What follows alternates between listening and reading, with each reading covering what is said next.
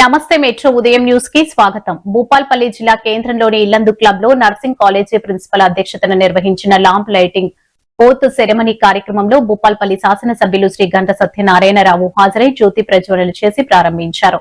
ఈ సందర్భంగా ఎమ్మెల్యే మాట్లాడుతూ నర్సింగ్ వృత్తి అనేది సేవాభావానికి ప్రతీక అని, రోగులకు సేవ చేయడం దేవునికి సేవ చేసినంత గొప్పదని అన్నారు. సమాజంలో వైద్య సేవలందించే నర్సుల పాత్ర ఎంతో కీలకమైందని పేర్కొన్నారు. విద్యార్థులు క్రమశిక్షణ, అంకిత భావంతో విద్యను అభ్యసించి మంచి నర్సులుగా ఎదిగి ప్రజలకు సేవ చేయాలని సూచించారు.